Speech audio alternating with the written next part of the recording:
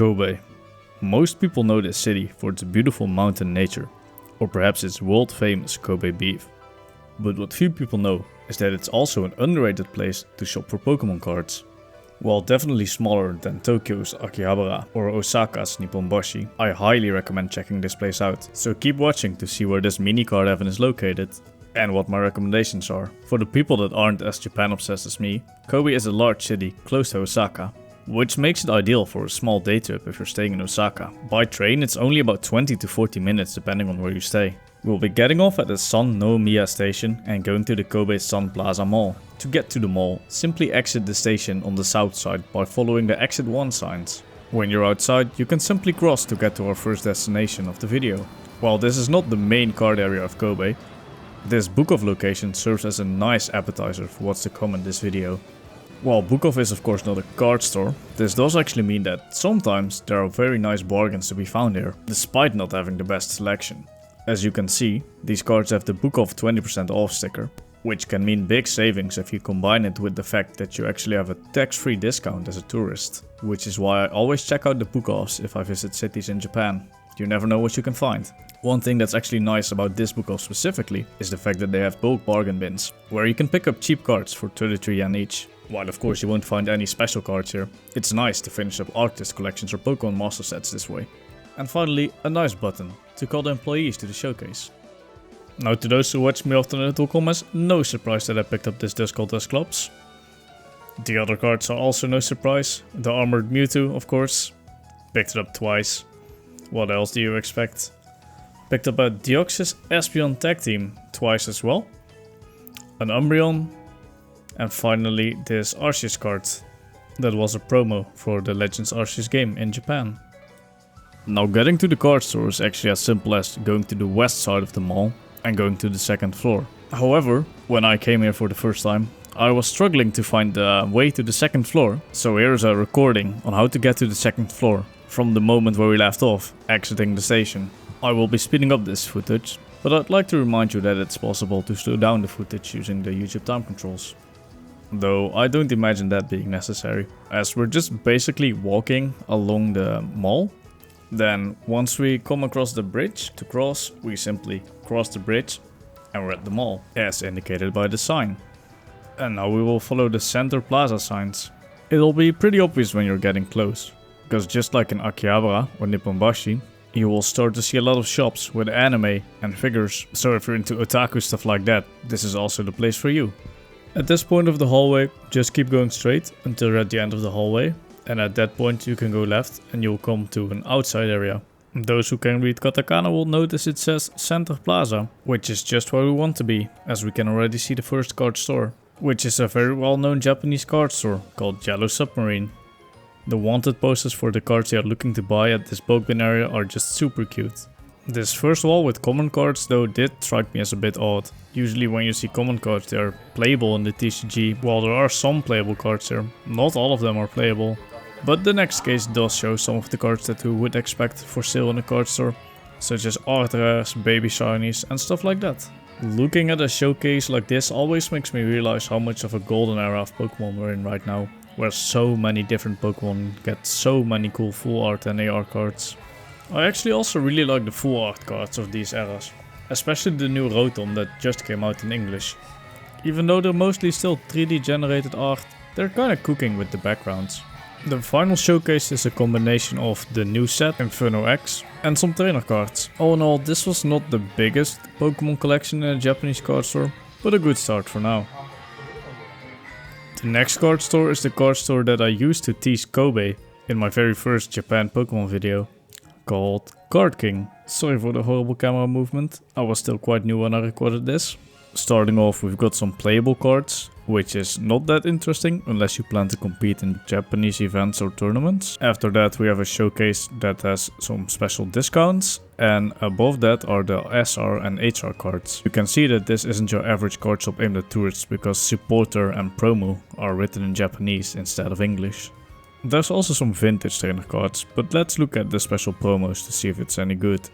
Looking back, that Sylveon would have been a pretty nice pickup, given that price is roughly the equivalent of 30 euros. Looking over to the final showcase, they've also got some vintage cards, which is always a nice thing to see. as when visiting smaller card shops like these, it's not always a given that they have this. So the reason I didn't pick up the Sylveon is because I'm not actually the one filming this footage. My girlfriend was in Kobe and she actually helped me film some footage of card stores that I didn't manage to film when I was there myself. So if you like this video, be sure to thank her as well in the comments. And don't worry, I didn't force her to do this. She is actually also very into Pokemon. Her favorite Pokemon is Gengar actually, of which she's trying to collect every card. So wish her good luck with that goal, because that's a pretty ambitious collection goal if you ask me. And next up we've got a small display with some sealed cards and a few graded cards. It's not a huge selection and the price isn't that great, but it's still cheaper than buying it in Europe. But yeah, it's just a pretty known well fact that these days buying sealed at a good price is just not that easy. Let's just hope the hype dies down a bit after the 30th anniversary. At least you can still get some packs at MSRP at the Pokemon centers. Where I live, it's impossible to get English packs these days. Next up we've got Hobby Station, that sadly didn't allow me to film inside. And I always respect the wishes of the card stores and try to be polite in general. So let's dive straight into the pickup from this store. Starting off with the Lickitung AR with the blue tongue tip. Then a couple of GX cards. Cute one with Lily on it. Cute one with the Sleeping Erica. The Triple Baby. And finally the original full art. And the small slab I picked up as well. Sleeping Raichu. Very cute. The next card store we're visiting is called Toramani. And a small apology in advance, the prices of the booster boxes didn't get into focus very well. So I added some of the least legible prices on the top right at the start. Let me know if there is still a price you can't read and I'll be happy to provide it to you in the comments. They also do sell singles and slabs, but I forgot to film that part. Though I did buy a single and a slab, so I'll show them off.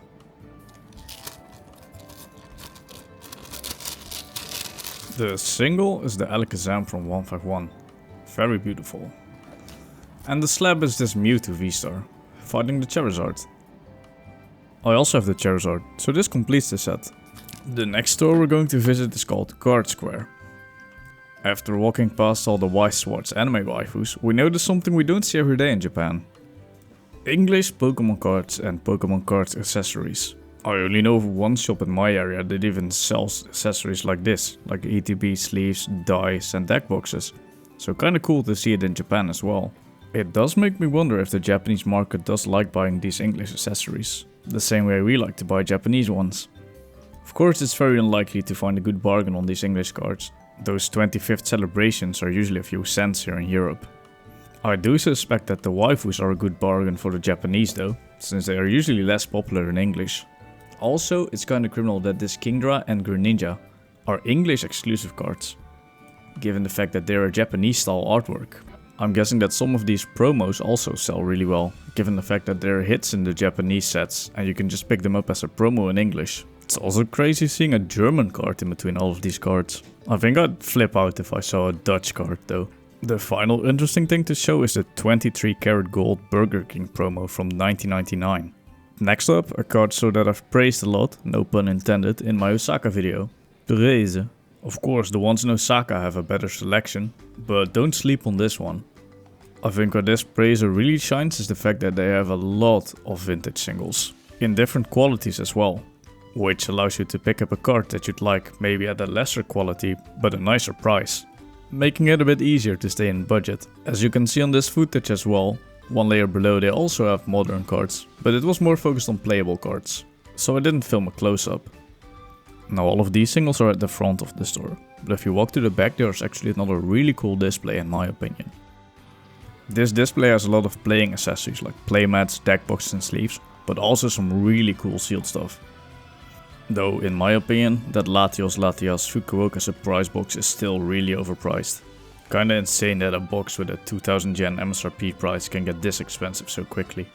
I do hope to pick up some sealed Ana stuff like this 1999 promo set you see right now, but it's not in the cards at the moment. I'm also kinda sad that these Pokemon Center sleeves are really bad to play Pokemon with, because they all look very pretty in my opinion. Thinking of even starting a sleeve binder with just sleeve arts I like.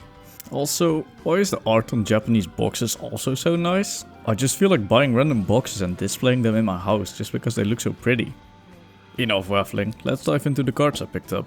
I do recognize the irony of only talking about that vintage card display and then not buying a single vintage card from this shop.